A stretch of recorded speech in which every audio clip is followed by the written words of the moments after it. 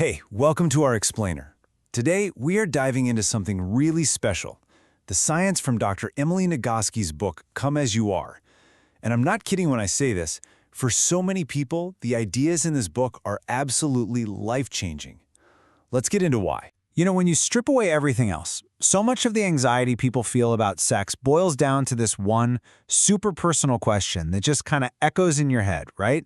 Am I normal?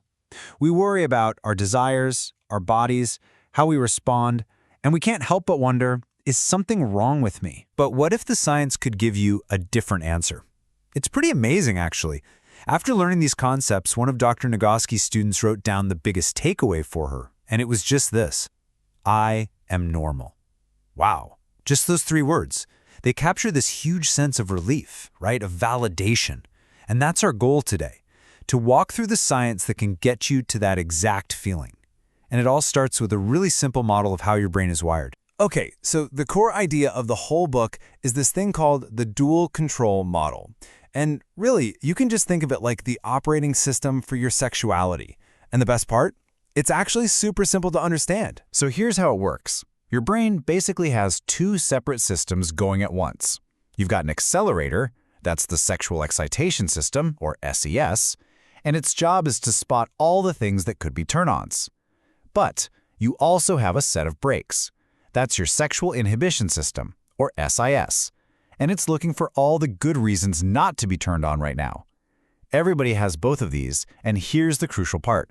They work totally independently of each other. Right? So your accelerator, your SES, is always scanning the world for anything your brain has tagged as sexually relevant. Think of it as everything that turns you on. Meanwhile, your brakes, the SIS, are scanning for what it sees as potential threats. And this is the real game changer. Because it turns out most sexual difficulties aren't about having a weak accelerator. It's usually that something is pressing down hard on the brakes. And think about it, it doesn't matter how much you stomp on the gas if your other foot is slamming the brake pedal to the floor. So what kind of things are we talking about that hit the brakes? Well, it's basically all the stuff of modern life, you know? Stress from your job, being totally exhausted, feeling anxious about how you look, tension in your relationship, worrying about safety, or even just feeling pressured. And here's the thing, these are not personal failings, not at all. They are powerful, totally legitimate reasons why your brain's threat detector is flashing a giant sign that says, hey, not now. Once you get this model, it's so powerful because it lets us just completely dismantle some of the biggest, most damaging myths that our culture teaches us about sex, especially when it comes to desire and orgasm. All right, first up, the myth of spontaneous desire. This is the idea that desire is supposed to just hit you out of nowhere, kind of like hunger. And yeah, for some people, it works like that. But for so many others, especially women, desire is actually responsive. It's not the thing that kickstarts the engine. It's the thing that shows up once the engine is already warm.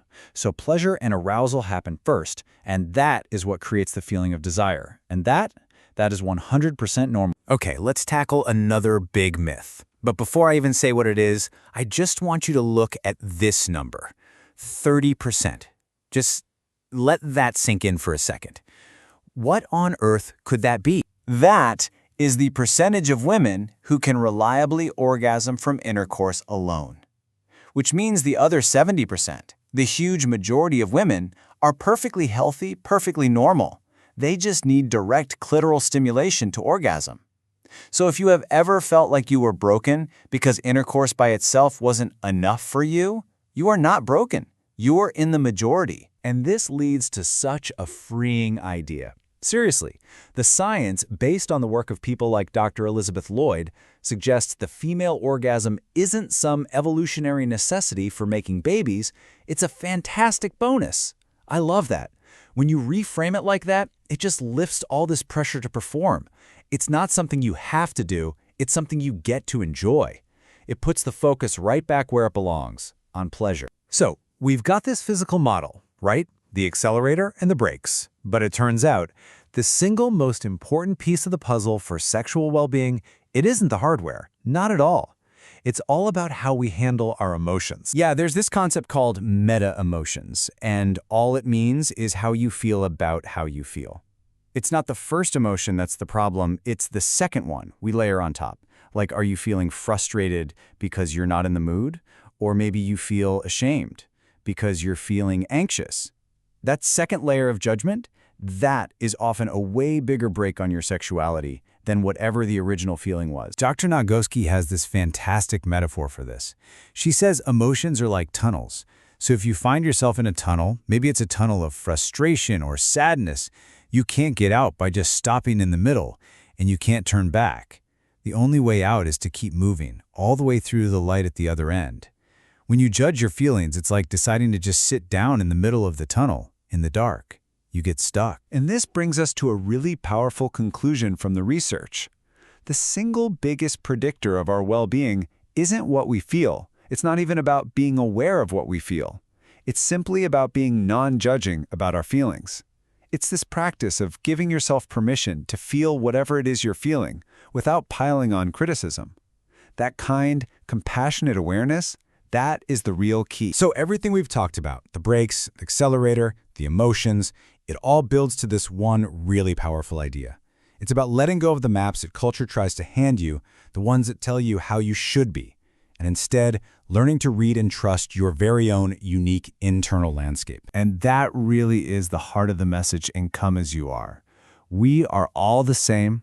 We all have the same basic equipment, accelerators, brakes, emotions, but we are all different in how sensitive those parts are and how they're uniquely wired for each of us.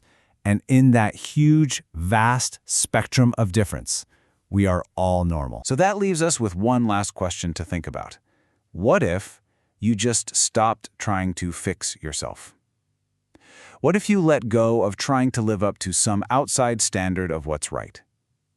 What if the goal isn't to change your sexuality at all, but to just welcome it with curiosity and with kindness, exactly as it is right now? Because according to the science, that's the real path to well-being.